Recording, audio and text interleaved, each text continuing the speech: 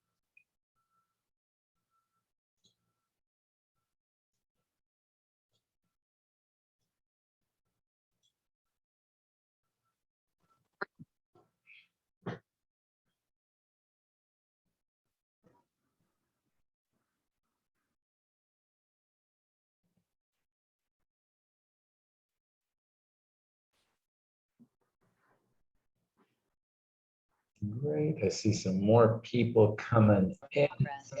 Here, Yugorthan's here. Sudaba. Hey, Rafi. Hi, Professor. How are you? Hi, everybody.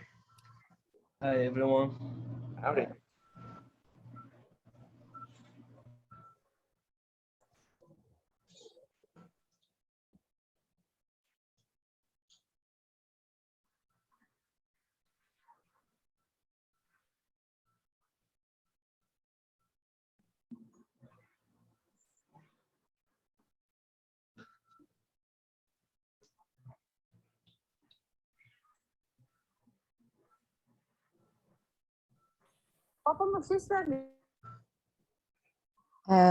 Excuse me, Professor, can I ask a question? Sure.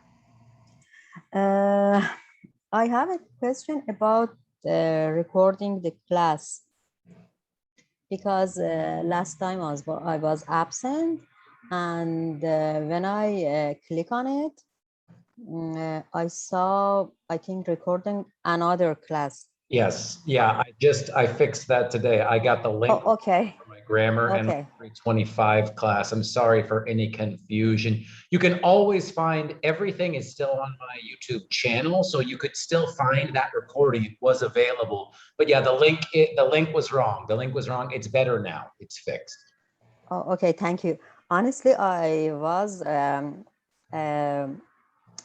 was glad because I don't know. Are you remember Susanna?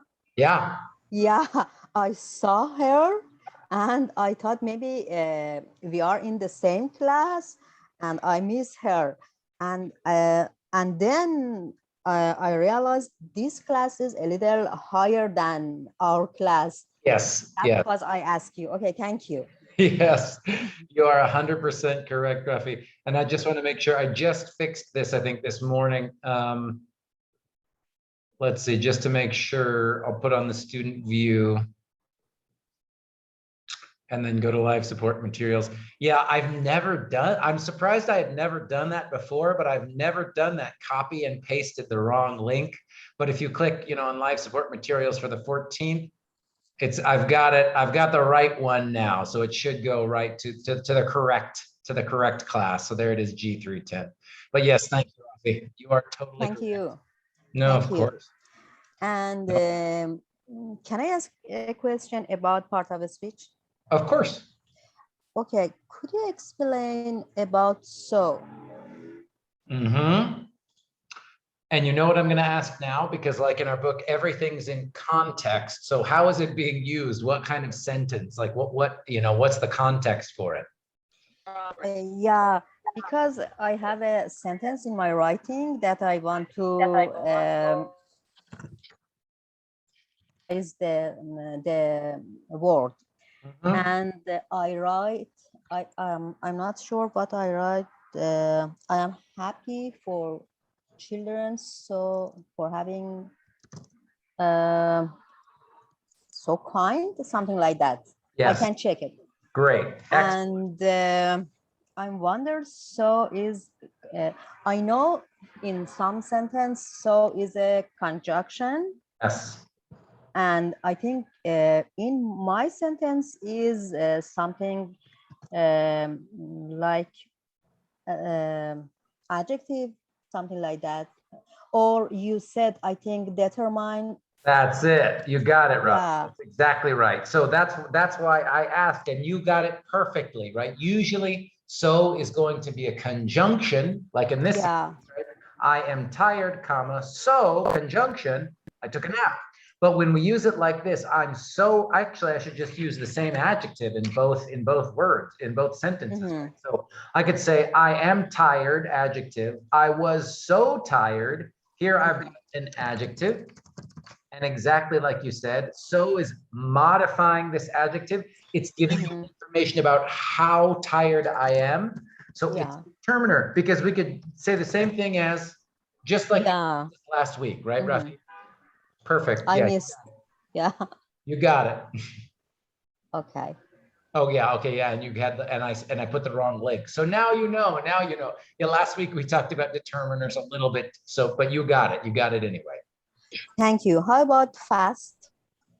Usually going to be an adjective. What's the context? The time goes fast. Ooh, interesting. So it's not an adjective here. Time goes fast. So time is my subject, noun, right? Goes is my verb. Mhm. And I think is fast modifying the subject or the verb? I think verb, I think the verb too. In which case, what part of speech? adverb. That's exactly correct, Okay. Rafi. That's Thank exactly. you. Yep.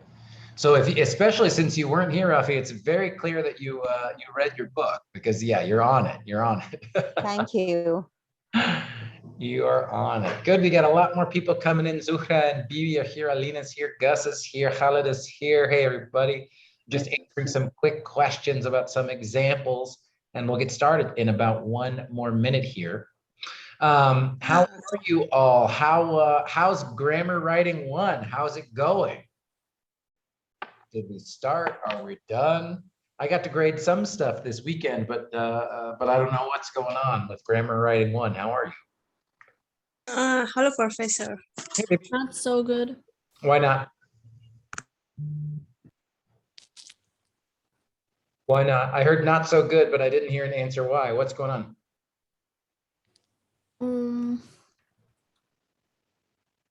I tried to do that assignment, but for me it was so difficult. That's okay. Difficult is okay. That's why we do it this 3 times, right? It will get less difficult, but difficult's okay. And remember, you always get at least 2 chances. I will grade you and tell you what mistakes you made, and then you can revise and submit it again for a higher grade. So yeah. But Alena, did you understand what I asked you to do, or you just thought it was hard to do it? Both. Okay. Good. So you understood, but it was hard. I think I missed something, or I forgot what you said. Like I can't do it really fast. So difficult. Yeah, it will go much faster. It will go much faster for assignment number 2 and 3. Yeah. Yeah. And I think 300 words for paragraph. I think it is long. Yeah, Yeah, I I understand. couldn't find anything to write.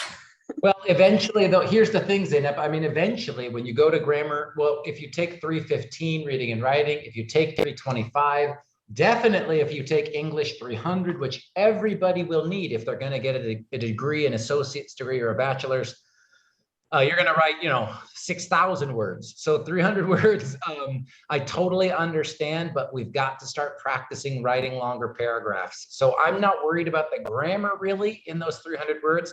I'm trying to push you, because we got to start writing longer sentences and longer paragraphs at this level. Mhm. You can do it. You can do it. I know it's hard, but you can do it. I hope. Hello, Professor. I saw some sentences on the computer. I was so and very tired. So it's determined. Well, in this sentence, so another student was asking about the word so. In this sentence, I was so tired.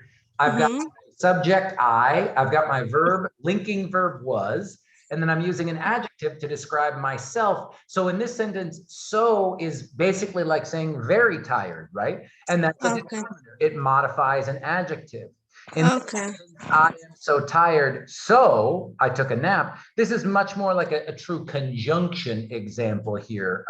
So this a student was asking about this as an example. Okay. Thank you. Of course. Excuse me, Professor. Sure, Zuhal, what's up? So in here is determiner, or determiner is modifying the noun or adjective? Determiners. Oh, I'm so, excuse me. Hold on one second. Let me pause the screen. I am still waking up. Hold on one second. Yes, determiners. I'm sorry, hold on. Okay. So much. This should be an intensifier, right? Yes. Intensifier. Forgive me, my brain. I'm so sorry. Yeah, this should be an intensifier. Like so or very. I'm sure that's what Bibi was asking too. Forgive me. And Rafi, I hope that makes more sense, right? So I totally understand why we think that it comes before and modifies. It maybe looks like a determiner, but intensifiers are a special type of adverb here. Thank you, Zohan. Thank you, Bibi. Yeah, okay. Oh my gosh, more coffee, you guys. Anything else? Little questions before I get started with today. I'm not surprised to hear people say, "Oh man, grammar writing 1, so hard, 300 words, too much." I totally understand. Remember, I'm not asking you to do this hard work so that I can give you a low grade. I'm asking you to do it the hard thing one time to keep practicing. And when we do this next time, when you revise and resubmit for a higher score, it will feel much easier. But the first time we do anything is usually the most difficult. So anybody else with some, any little shorty questions? Because I do have a lot of stuff to talk about today. We're going to start to talk about language power tutorial 2. So we're going to talk about subjects, verbs, and start to think about phrases and clauses. So again, I know some people were saying, "Oh my goodness, every word, every sentence." Remember, this is the last time we'll have to do that kind of detail work. But any last questions about grammar writing 1 before I start to talk about today's lesson? No, thank you. No questions. Thank you, Ina. We are waiting for our grades. Let's see what we did. For grammar writing 1. Well, I'll say this, si Dios quiere, God willing, inshallah, I'll be able to grade if, for people who can get them in tonight. My goal, my dream, please, is to finish grading them tomorrow. So you'll see your scores right away. You'll see the mistakes that you made right away so that you can go back, revise, and resubmit for higher score right away. I want to grade the grammar writing assignments really fast. It might take me 2 days, but I really hope I can do it, because I know it's very important to me, to you guys, that you see what you got right, what mistakes you made, and that you know what you can do to get a higher score right away. So hopefully you won't have, well, not hopefully, you won't have to wait too long, and hopefully you won't have to wait more than a day or two, okay? Please, Lord. Anybody else?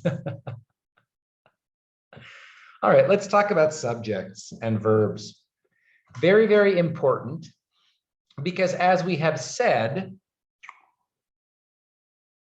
when we start to talk about subjects, it's really easy when we've got here our nice example sentences that Rafi was asking about.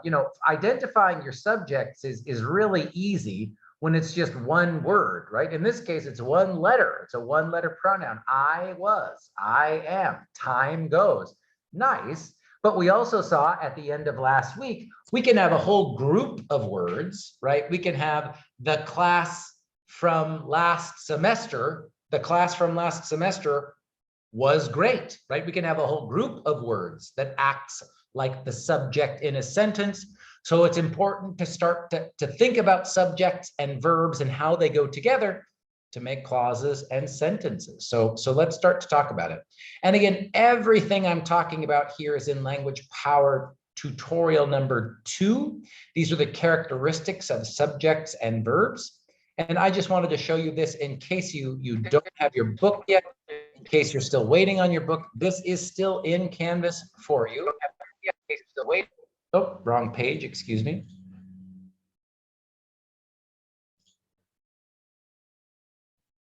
It's down here, right? So if you're still waiting for your book, I do have the PDF for the first 3 tutorials. So you can just download Language Power tutorial number 2. And of course, if you have a textbook, you can do this in your own textbook. But everything that I present tonight in tonight's class is here in Language Power tutorial 2, starting on page 23 of your textbooks. Okay, that's what we're doing tonight. So real quickly, a characteristic here, you guys, a characteristic, if anybody has seen this word or knows what it means, characteristic just means the way that something is, right? When we talk about people, we talk about their personality characteristics. She's a very happy person. He is very generous. These are characteristic, right? It's the way that they are. So in LPT 2, Language Power Tutorial 2, when Professor Farah says these are the characteristics of subjects and verbs, she means this is what they do. This is the way that they are. Okay, so I'll present these, we'll practice a little bit, and then we'll talk about it. So the first characteristic of subjects in English sentences is, as I've said several times, a subject can be one word or a larger noun phrase. And as I say here, we're going to talk more about that next week. And a subject noun phrase can be replaced by a pronoun. This is, as I've said a couple times in this class, called the something test. So if we can take a whole group of words, a whole phrase, a whole noun phrase, and replace that whole noun phrase with one single pronoun, this is a really big clue that that whole group of words is acting like one noun phrase, right? So for example, Sacramento is the capital of California. Hopefully we are all comfortable, we feel good. The subject of this sentence is one word, right? It's just Sacramento. Of course, we see some other examples here. The capital city is getting bigger and bigger every year. So let's start really easy. Where's the verb in this sentence? The capital city is getting bigger every year. Where's the verb? Getting. Thank you. And we could say, of course, we have our auxiliary here, right? I've got an auxiliary verb helping the main verb. But here's my verb. And here's my auxiliary. So, right, we know that the subject must come before the verb. So what's the subject in this sentence, everybody? The capital city. Excellent. And now, Capital city. perfect. And remember, is that just one? Let me say this. What's the noun in that group of word? What is the noun in that group of words? City. Thank you. Absolutely. So we'll make this one green. But as you all said, this whole group of words, the capital city, the is a determiner, capital is an adjective in this group of words because it describes city. This whole thing is a subject NP, right? Are you with me so far? Makes sense in this little example. 3 words, but together they form a noun phrase. That noun phrase is the subject of the sentence. And this sentence, by the way, the next one's going to be the same thing, but I just wanted to show you how long it could be. A good quality of life and lower stress levels are 2 reasons people move to Sacramento. So where's my verb? Or Thank you. Move. Real comfortable finding verbs. I love it. You guys are getting very fast. So where's my subject noun phrase? a good quality of life and Good. It's so long that people are kind of like, I don't even want to finish it. yeah.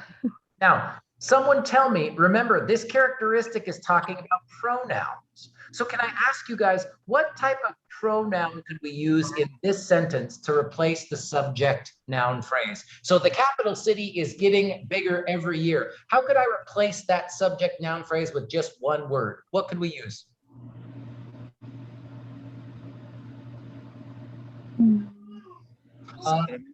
Pronouns, Sacramento is a proper noun. This is 3rd person singular, so he, she, or It is. excellent. Yugorthan just said it, right? So we can say it. Now, to make sure we understand the meaning of this sentence, we would need some more context in a paragraph or something. We'd need to know what the pronoun is referring to, but we can replace that whole thing and say it is getting bigger every year and the grammar is perfect, right? So this absolutely follows this rule, this characteristic. How about here? A good quality of life and lower stress levels. How could we replace this with a pronoun? And here's my hint. Remember, I've got 2 things, quality of life and lower stress levels, so it cannot be a singular pronoun. So what could we say here? These. They are 2 reasons. I saw they, and Rafi, did you say these? Yes. Perfect. They, these are 2 reasons. Those are 2 reasons. They are 2 reasons, like Yugorthan said. Absolutely correct. Right. So again, I know I've talked about this a little bit, so hopefully this first characteristic makes sense. But do we see how a noun phrase can be a subject? And if you're thinking, ooh, I'm not sure where the noun phrase starts and where it ends, we can do this test of replacing it with a pronoun. Makes sense? Thumbs up, you with me? I think we've talked about this one. If we're good, I'm going to move on. Cool? Cool. And how can I say, I'll copy this just to make sure you guys see what I'm talking about. And I'll do one more sentence to say, they, these, those, right, are, absolutely. Great. Let's look at characteristic number 2. This is just more examples of characteristic 2. All right, characteristic 2. Now, subject noun phrases are usually at the beginning of the sentence. Again, I've tried to show when we're practicing some of these really specific grammar rules, I want to keep it pretty simple, right? I am, we are. We just start the sentence right away with the subject pronoun, okay? But many academic sentences begin with what Professor Ferris in her book calls introductory elements. Now, I'm going to tell you, very often, these are adverbs or prepositional phrases. But this is the characteristic I want to make sure you understand here is just because it's the first word in the sentence does not mean it has to be the subject, right? This is important to understand when you start to see longer college level writing. In this sentence, so, in general, the capital city of California is a growing city. Let's just stick with this right here. Where is my verb? Growing.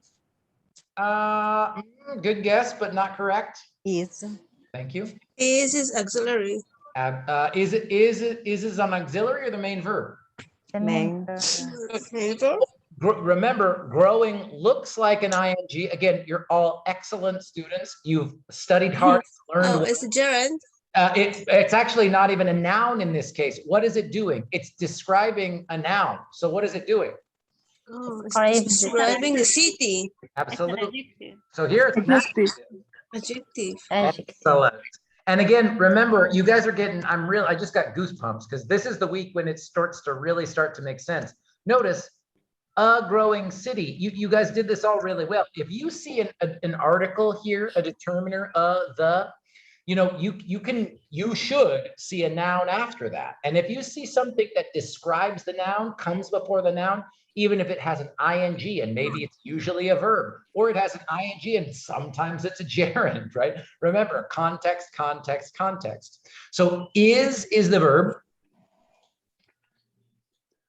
And here we've got a determiner and a growing, whatever.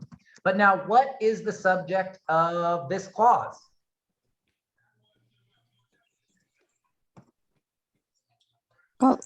California? City of California. Good, I heard. Capital city, Rafi says the capital city of California. California. I'm gonna show you some options here. Remember, if we have to be able to replace it with a pronoun. So if we could say, so in general, the capital it is a growing city. I just want to show you some examples, and you guys tell me where does the noun phrase start and where does it end? The capital is the noun. The capital. Yes, it is. Annie. Okay, which one looks good here? So in general, the capital it is a growing city. So in general, the capital city of it is a growing city. So in general, it is a growing city. Which one looks best to you guys? City? 1, 2, or 3? 3. Rafi says 3. Does anybody agree with Rafi? In general, it is growing city. Yes, that's it. Sounds like Katha agrees with Rafi, and I also agree with Number Rafi. 1. 3. Right. I agree with him. No, it's not number 1. Number right? 3. Number 3. Number 3. What we're testing here again is this whole group of word, Oh, yeah. subject, noun, phrase. And we know that because again, we can only replace, when we replace it with a pronoun, we need to replace that whole group of words. And why can't we do these two examples? Does anyone know? This isn't in the book, but I want to make sure we understand. Why can't I say the capital it is, the capital city of it is? Why can't I say that? I'll tell you. How many subjects can we have in each clause? 1, 2, 3, 4, 5. How many do you think we can have? 1. Thank One. you. So One subject. Gaba says we can only have one subject, right? In this example, I've got the capital, which is a noun by itself and could be a subject, and this pronoun it, which could be a subject. So the native speaker, again, my native speaker brain, I totally understand if you guys aren't here yet, but the native speaker goes, oh, that looks like a sentence with 2 subjects. That doesn't really work, right? That doesn't make sense. And the same thing here. The capital city, and here actually we've got a noun phrase. Then when you put someone said maybe California, just California is the subject, but when we do that, now I've got of it. This looks like a prepositional phrase. And again, now it's getting really strange. I've got sort of something that looks like a subject, but now I've got a prepositional phrase with the pronoun, and it's just really unclear what the subject is. So when we take the whole noun phrase, the capital city of California, we can replace it with one single pronoun. And now we've got one subject, one verb, and the grammar in the sentence is correct. Make sense? Yes. This is important, so let's practice one more time. What we're really doing here is practicing finding, like I said, where does the subject noun phrase begin and where does it end?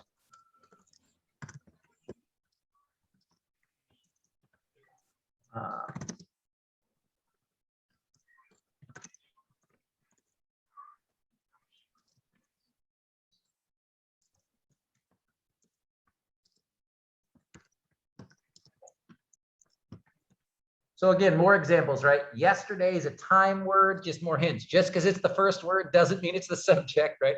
As a matter of fact, more sort of prepositional phrases, sort of fancy college level phrases here, right? I'll go ahead and tell us the verb here. So I'll show you some examples. Yesterday, as a matter of fact, the students from it practice. Yesterday, as a matter of fact. I know I'm making typos, I'll fix them.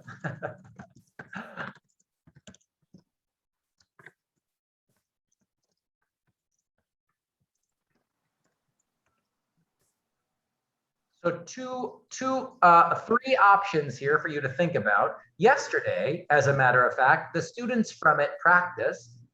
Yesterday, as a matter of fact, they practiced. Yesterday, Number 2. as a matter of fact, the students they practiced. I heard someone say number 2, right? Yes. Absolutely. So then you tell me, give me either type in the chat or tell me out loud, what is the subject noun phrase? All of the words in the subject noun phrase. What is it? They. As a matter of fact, No, don't. This is what I'm saying. Don't worry about these words before. They. they.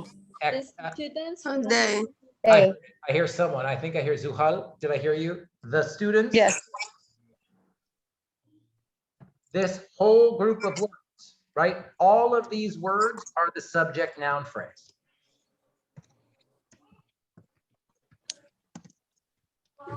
So, excuse me, Professor. Tell What me. does it mean as a matter of fact?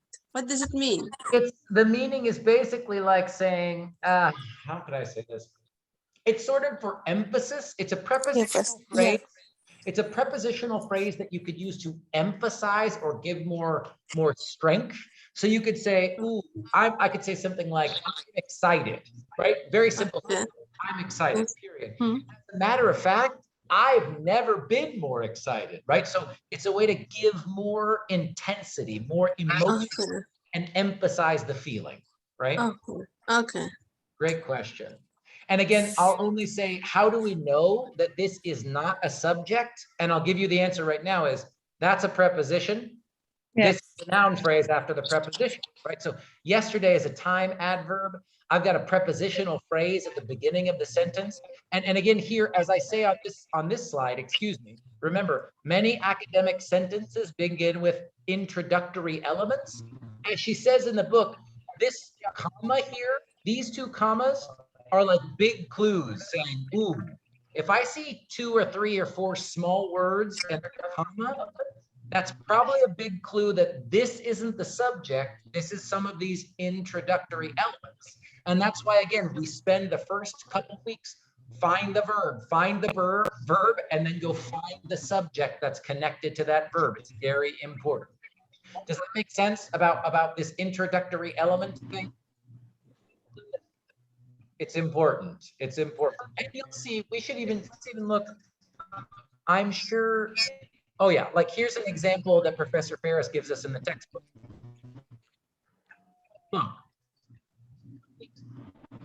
So, comma, in general, comma, transitions, either adverb, or we can talk about what this is later. In general, prepositional phrase, egg donation is. I've got a sentence adverb or conjunction. We could talk about which one. And I've got a prepositional phrase. Then I've got egg donation is. So I've got egg donation is my subject noun phrase. It is blah, blah, blah, blah, blah, blah, blah, blah, blah. Right? So there's so many examples. Next time you look at any of your textbooks for another class, you're going to see all these type of small phrases where we see an introductory element. Here we go. Same thing. In the first sentence, comma, this cannot be the subject because it's not connected to any verb, right? This is just an introductory element, a prepositional phrase at the beginning of the sentence. You with me? You ready for characteristic number 3? Yes. Look at number 3. And again, just so if you're watching the recording at home, these slides are just more examples, okay? So you can review these examples in addition to the examples that I talked about in class.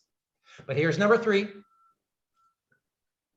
This one is where we're going to start to introduce clauses. I'm going to do this quickly because we're going to talk about this much more. Here's another hint. Grammar writing assignment 2, which we'll do, a few weeks from now, is all about clauses and phrases. Okay, so here we go. Complex and compound sentences must have more than one subject and one verb. If you look at this example, so in general, the capital city of California is a growing city, although this may change as the cost of living goes up. So I'm going to delete this as an example. So we already said from looking at this earlier, is a verb, right? We've got our subject noun phrase. I'm just going to make it green. We don't need to worry about, replacing it with the pronoun. We could if we wanted to. I'll put the pronoun just so you see as an example, right? Then we've got although, and I'll tell you right now, this is a conjunction. Now, this may change as the cost of living goes up. Do we see another verb in this group of words? Goes. We actually, you're right. Let's even just talk about this. Change. Good. Let's just talk about this one. Change is a verb. What's the subject for this verb change? This? What was the question? What's the subject for this verb change? So change is another verb, absolutely. This. Yep, and this is the subject. In this case, it is a pronoun, right? It's the subject pronoun. And may is an auxiliary, right? It gives us information about possibility. Good. So, and as someone else said, goes up, we have actually, this sentence has 3 subjects and 3 verbs. It starts to get crazy.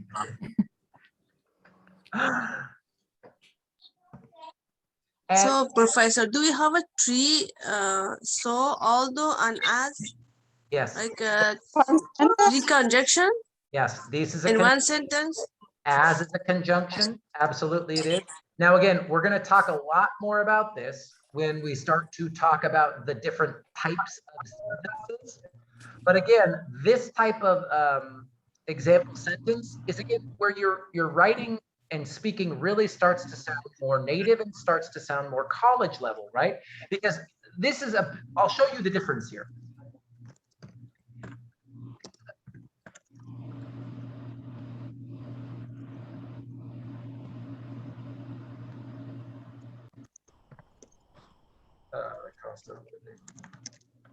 So if you were just going to write 3 simple sentences with 1 subject and 1 verb in each of the sentences, you'd have this. So in general, California is a growing city, period. This may change, period. The cost of living goes up, period. Now, the grammar is fine here.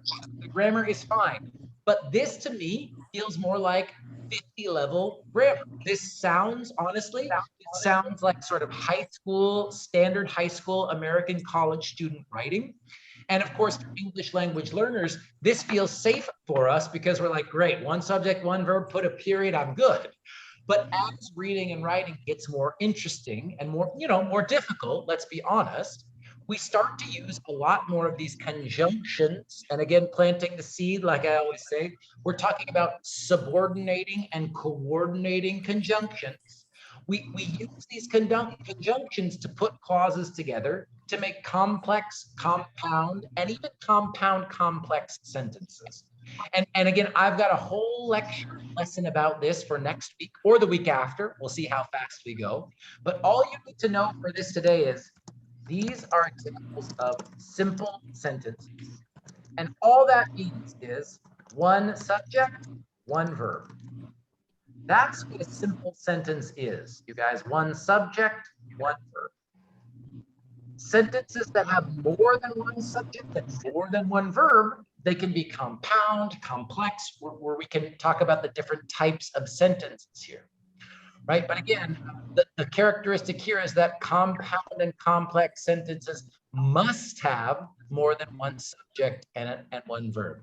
Now, I do want to practice this with some more examples, but does this idea at least make a little bit of sense before we practice it some more? And if not, stop me and ask questions.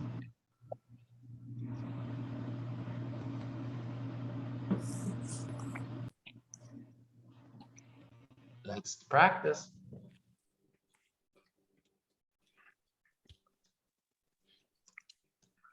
I want to, I've already, actually, I'll duplicate this so we can see the answers.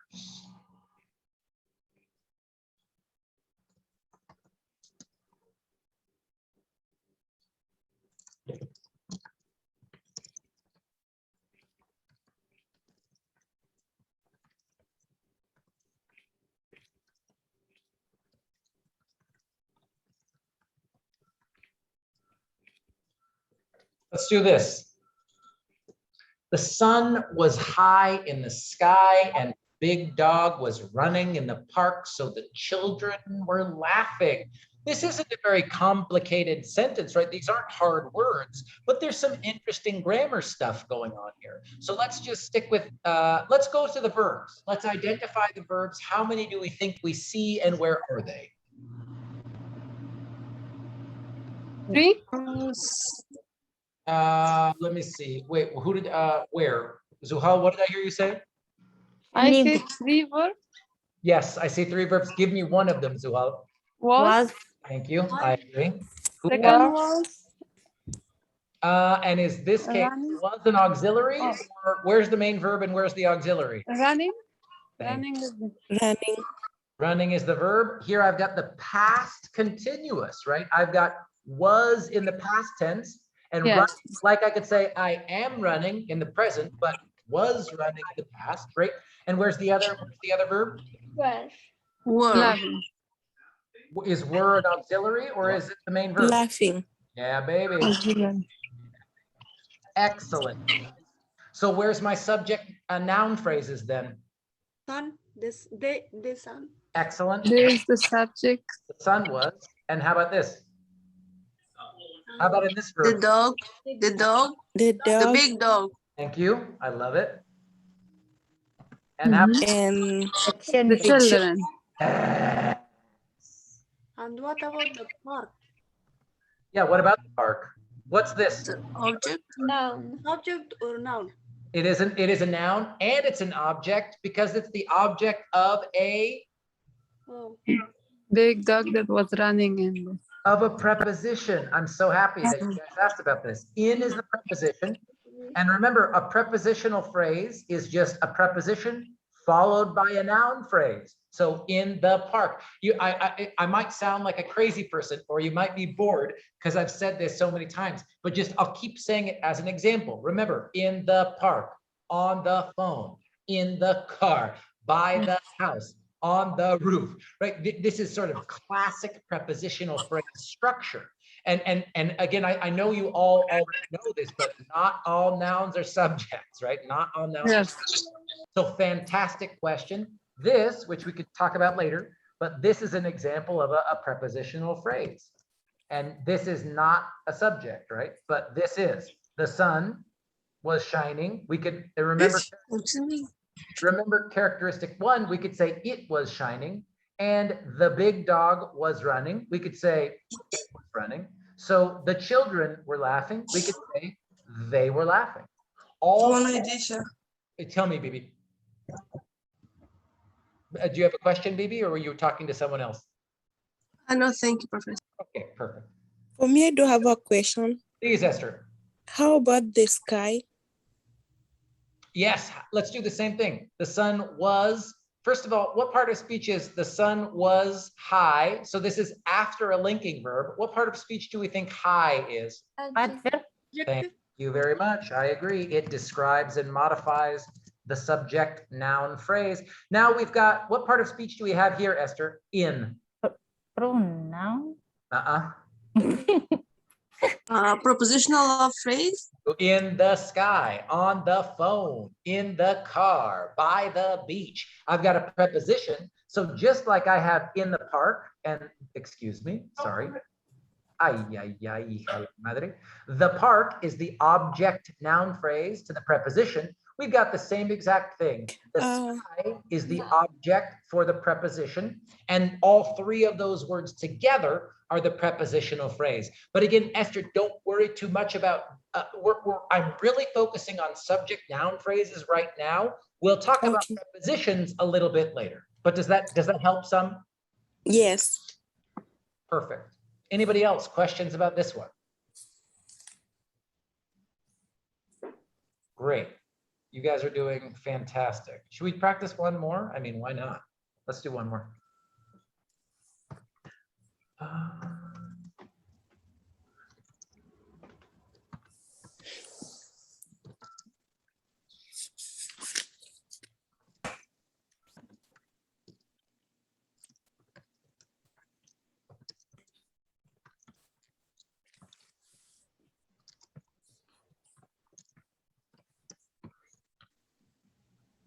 The boats on the ocean were moving fast and the water looked cold, so I decided to stay on the beach. Where are my verbs?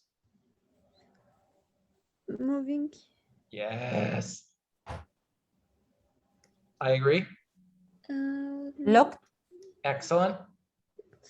stay, Ooh, now we've got to think about it. We got to think. decided. Thank you. Decided. Again, I know when I teach this class, everybody wants to know, Jeff, what's this? What's this? What's this? And I'm trying to tell you, don't worry too much about it right now. It's only week 5. The answer is very complicated, but don't worry about it, right? Don't worry about it too much right now. And so, honestly, it's so hard. So Yeah. I'm trying so hard, but sometimes I couldn't, figure out what's going on. So Great. Remember, Kathar, I'll never ask people to be perfect. That's why we practice 10, 20, 30 times, right? And I honestly think that this example, and usually I won't say too much about this because I want to make sure I cover the material, but if you ever took a grammar class, you probably had to take a lesson about, should it be infinitive or ing, right? That's usually how textbooks teach this. Should I say decided go or decided to go or decided going? That's usually how they teach this. I think that makes it too hard. I like to start with finding the main verb first, and then we can talk about, things that look like verbs that come after the main verb later in the semester, because you're right, Kathar, it gets very complicated. thank you. Of course. Okay, so same thing here. We've got auxiliary were. So where's my subject for this first verb? The boats on the ocean were moving fast. The ocean. Boat. Oh, I heard the ocean. I heard the boats. Remember, do the something test. I need to be able to replace the whole group of words with one single pronoun. So what's the All of them. Yeah. The boat on the ocean. Excellent. They were moving fast. Absolutely. This whole thing. Because remember, I showed you, this is like when I showed you the boats on it. Now to a native speaker, it looks like I've got either 2 subjects or I'm trying to put a prepositional phrase. It just doesn't, it doesn't feel right to the native speaker, right? So the boats on the ocean, we can replace that whole group of words with a single pronoun they. How about in the next clause? And the water looked cold. What's the subject? The water. The water. Both words, the subject noun phrase. You guys are getting real comfortable finding it. And in the last clause, pretty easy subject, I hope. What's the subject? I. I. In this one, the subject is already a one single pronoun, right? Excellent work, you guys. Excellent. Okay, any questions about this characteristic 3, right? Simple sentences have one subject, one verb. But if you're looking at a longer sentence that has more than one subject, more than one verb, that is totally fine. That is totally fine. And it's going to be a complex or compound sentence. And I'll talk much more about sentence types in the next 1 or 2 weeks. Okay. Questions at all about this one?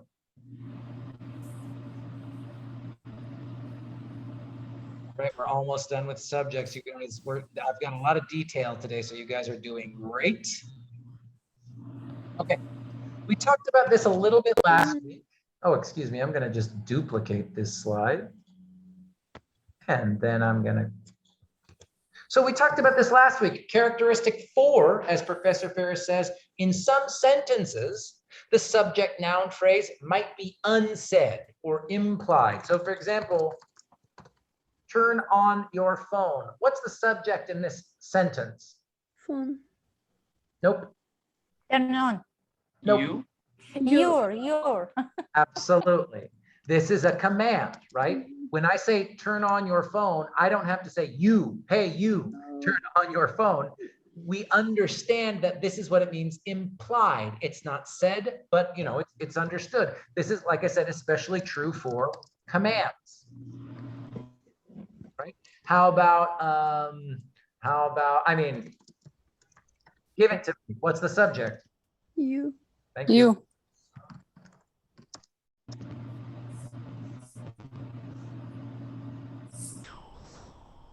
Good. Command. And usually you guys, this really is only the case with commands. In commands, we get an unspoken or invisible subject, right? And let's look at some more examples. So here I've got turn in your homework, exactly like we're saying, turn in your homework, turn your, we talked about this last time. I don't want to talk about that too much. That's it, actually. I don't think I want to say too much more. Oh, yes. I do want to say something else. So does this make sense? In commands, there is an invisible subject. So if you're analyzing your own sentences, excuse me, I'm just moving around here. If you're analyzing your own sentences and you're having a command or you're telling someone what to do, you might not write the subject down. And just because it's a noun doesn't mean it's, for example, why is your phone not the subject? It can't be the subject. Why not?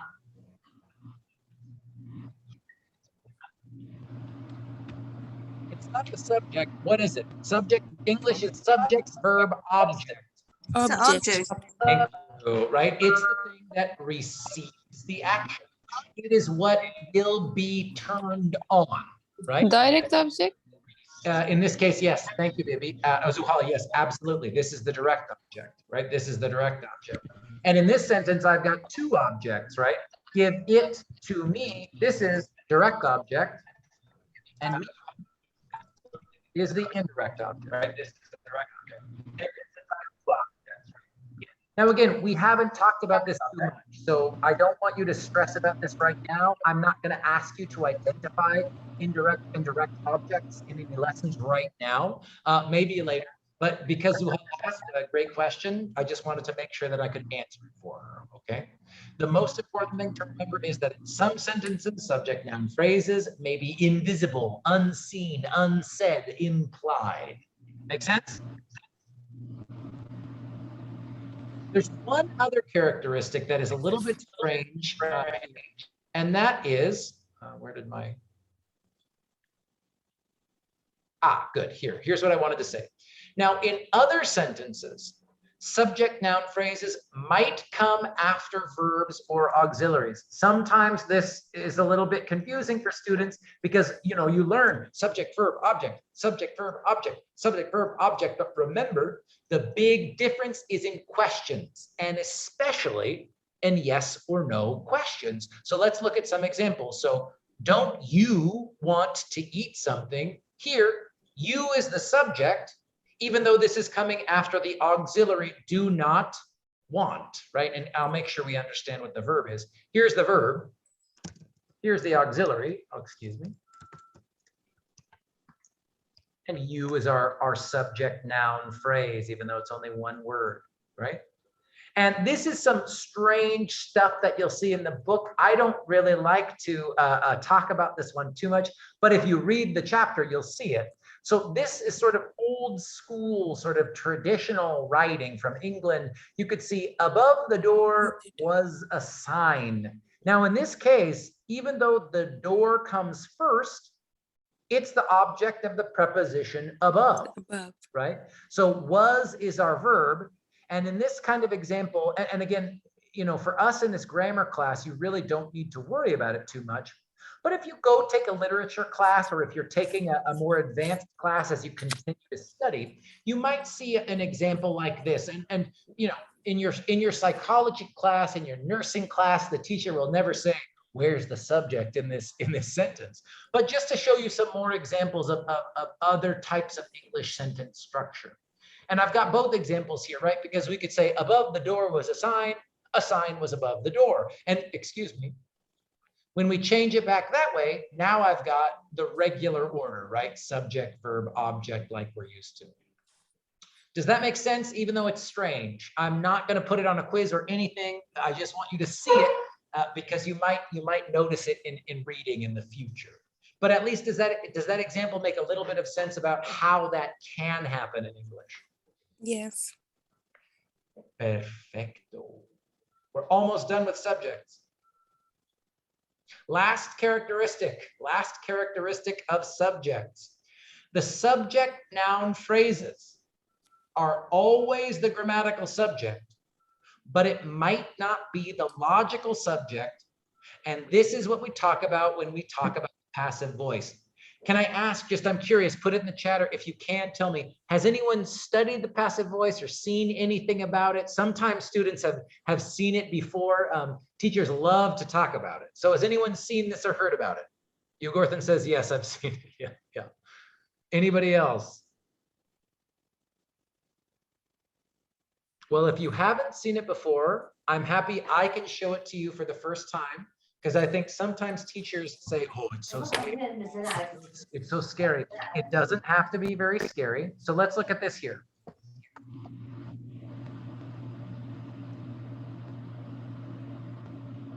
Where is my verb? I'm going to keep it very simple, you guys. The boy kicked the ball. Where's the verb? He kicked. Thank you. What's my subject? The boy. The boy. Subject, noun, phrase. I could replace it with he kicked the ball. And where's my object? Where's like the Ball. The where's ball. Exactly. The ball is the direct object. It is the thing that the boy kicked, right? I'm just gonna make this yellow for right now. Now, the passive voice is when we take the subject and the object and we flip it. Then we use an auxiliary verb to make the grammar work. So we could say the ball was kicked by the ball. Exactly right, by the ball. Now, where's my verb? Kicked. What? The verb doesn't change. The verb doesn't change. But we do have this auxiliary here, right? We do have an auxiliary. Yes. And as you'll see on the next slide, just like we talk about subject noun phrases, we should think about these words going together, right? This is all of this together is a verb phrase, both the auxiliary and the verb. What's the subject in my sentence? The ball. Yes, The ball. that is exactly correct. The ball still must be the subject, even if, as Professor Ferris is here, the logical meaning is really the ball didn't do the kicking, right? The ball didn't grow legs and stand up and kick something, but because English word order is so powerful, even in passive voiced sentences, whatever comes before the verb is going to be the subject in that sentence. And what about here? Object. Absolutely. And what do we have here? By the boy, in the house, under the phone, on the phone. Preposition. Preposition. Absolutely, absolutely. correct. Preposition. But this is still Object. Can say preposition of object. yes, it is. It's what it gets really weird. And like I said, you know, if you wanted to study linguistics, you know, you could do a whole analysis of, ooh, it's the object, it's the object noun phrase of the preposition, and it's the object of the whole overall sentence, right? Because it connects back to the action of the verb. But in this class, don't stress about it. We don't go that deep, right? We don't do that level of detail, right? So let's do just one more example. It sounds like this makes some sense. How about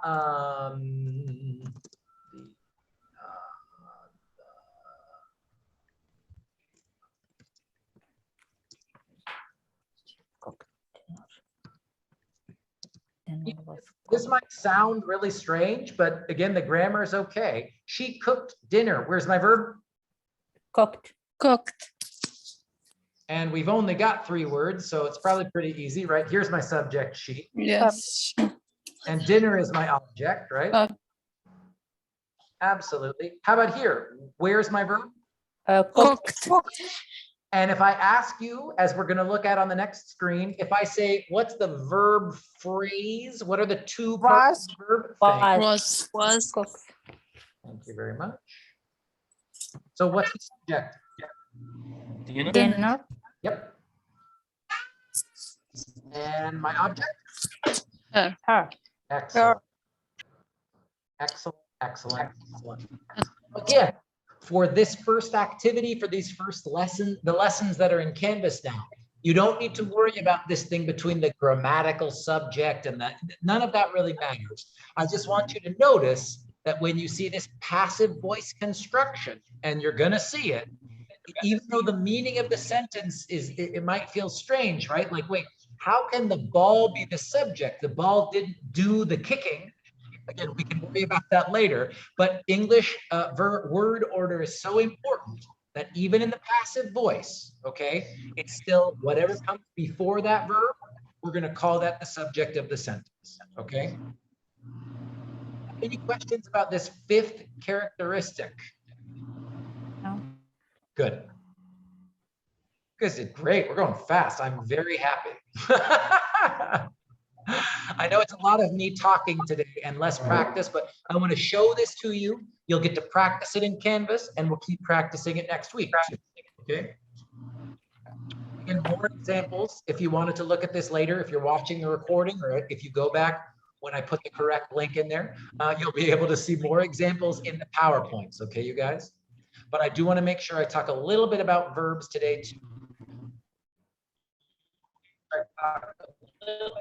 Oh yeah, let's do this. Let's do this. Let's do this really quickly. So we're gonna, all we're doing here is quick review. Identify the subject noun phrases in the sentences below. So here's the first one. Those are my favorite cookies. Subject NP. Subject NP. Those. Thank you. Thank you. A good quality of life and lower stress levels are two reasons people move to Sacramento. Subject noun phrase. A good quality of life. Good quality of life and lower stress level. Yes. Good. And now, yeah, let's leave it there. We can talk about this. We'll talk about this later. How about number 3? Therefore, in my opinion, when you think about it, there are many reasons to visit San Francisco. You? Mm-hmm.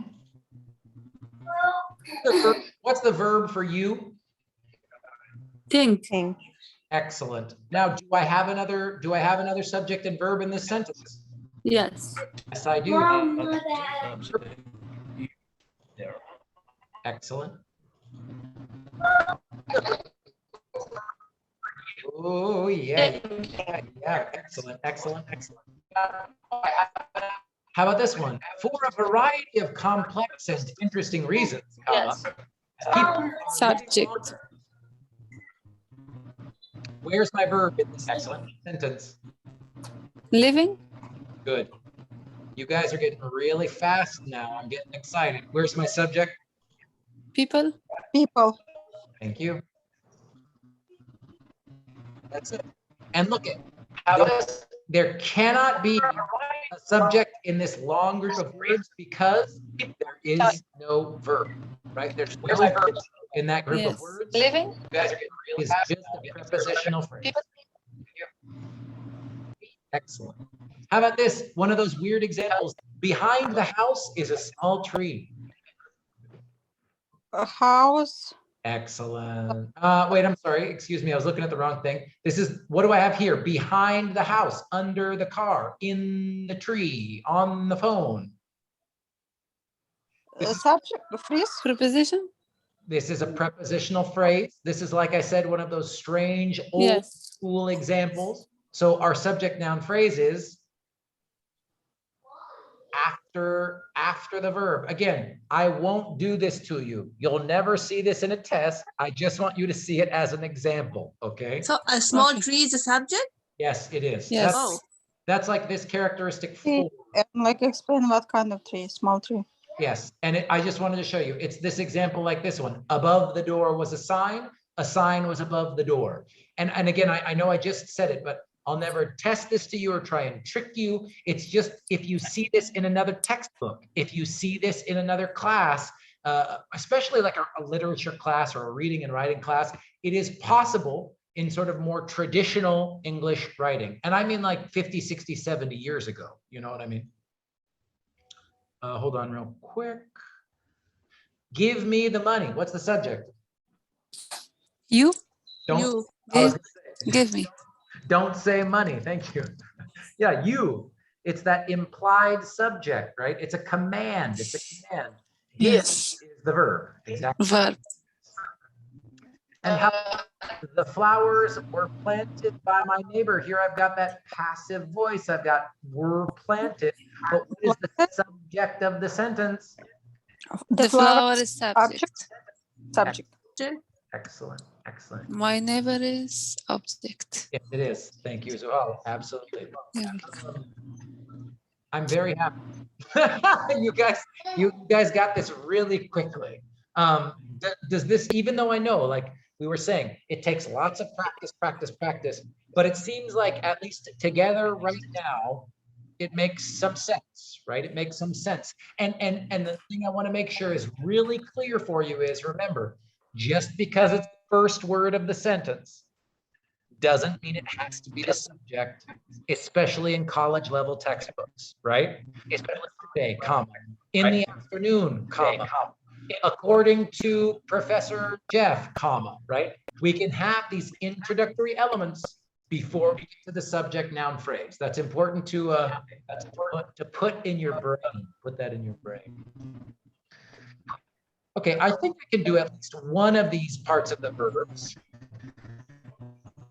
But I know we're kind of reaching overload point. We've got about 15 minutes, but I do want to show you this, finish up with it. Okay. So remember, about 15. A preposition is a characteristic, same thing, same meaning here. These are the things that verbs do, okay? So in general, verbs describe the action in a sentence or in a linking verb, right? I am happy, the state of being of the subject. Now, verbs can either be action verbs or verbs, like I just said, and knowing which type of verb you see in a sentence is important to help you understand how the verbs together, which means it will help you identifying phrases and clauses, okay? So let's look at the first one.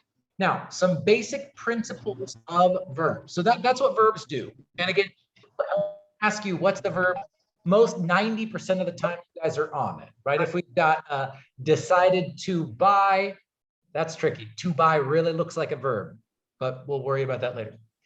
Here are some basic principles of verbs, okay? Now, verbs have a base form that is unmarked. And here we're talking about go, see, rebuild, nourish, right? That's the unmarked form of the verb. No plural S, no ing, no ed, no infinitive to in front of it. This is the base form of the verb. Now, like you all already know at the 310 level, we can mark these verbs or change them because we want to show the number of people that we're talking about. We want to show when it happened, right? We want to talk about the tense. And when I say status, we mean, is it still happening? Is it ing? Is it continuous? Was it continuous? So remember, when you took G350, or excuse me, when you take G50, you're not learning ED just because, you know, that's the rule, right? That is the rule because these markings, these verb endings, they give us really important information, right? Like I said, plural or singular, past tense, present tense, or future tense, right? And finally, as you all know too, there are many irregular verb forms, right? So an example like people were living longer. Here, we have were living is the verb, right? But were is in the past tense. And just when you use the word were here, this tells the native speaker plural, right? Because we use were to talk about plural, past, and then we have ing together. This shows continuous, right? So all I'm showing you here is to talk about what information is in the verb, right? Verbs show us number of people, tense, and status ongoing or not. So people are living longer. This shows us people plural, right? Are, present tense, living, and continuous because it's in the ing. And here, she is living longer. Singular is, right? Present is, continuous living. There's my typo, forgive me. And here I've got Romans lived longer. That's plural, right? Because I see the subject, Romans. Past, lived. And it's not continuous. It's not in ing. All right, let me show you some more examples so we can think about this.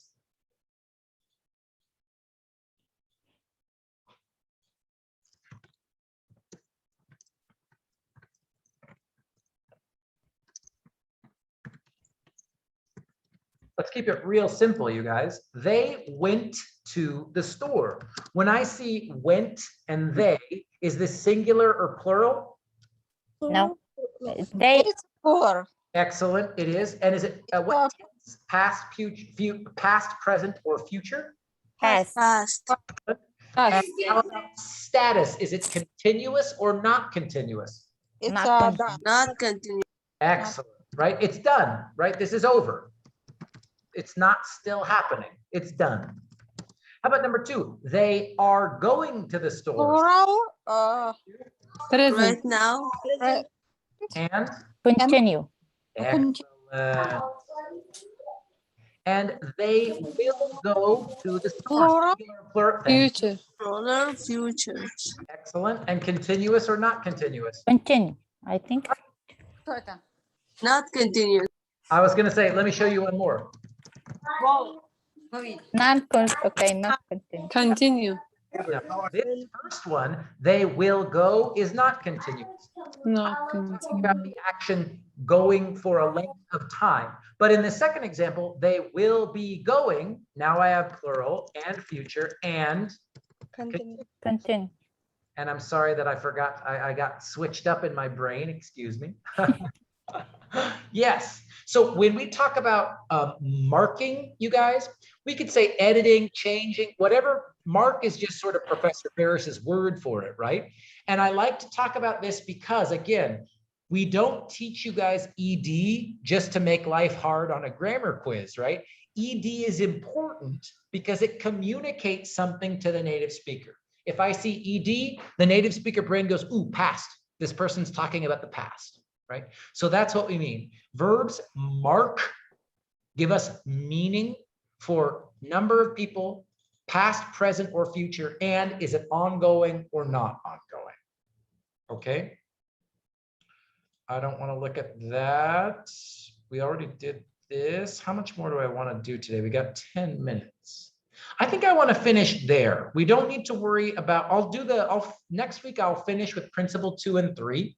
If you want to get, this is all in language power tutorial number 2. So if you want, review that or get some more information from that chapter.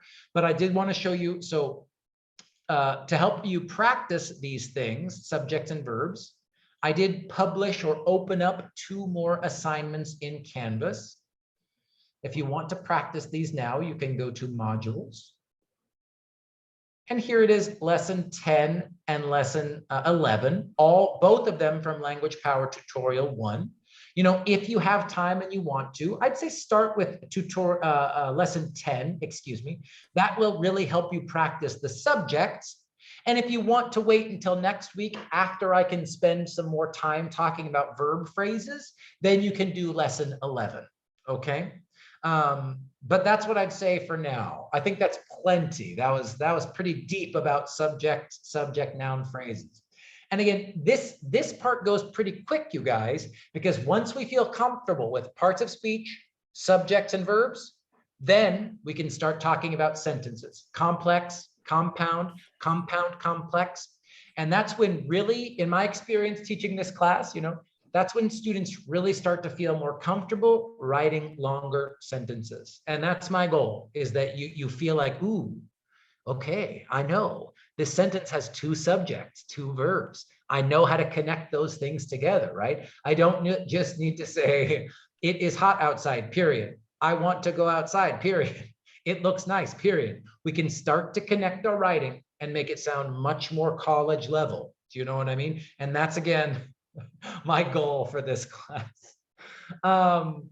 Any questions here? Because I know we're a little bit early, but that's okay. We've been working really, really hard. And especially if you've got grammar writing 1, maybe you need to finish before midnight tonight. So any questions about anything we talked about today?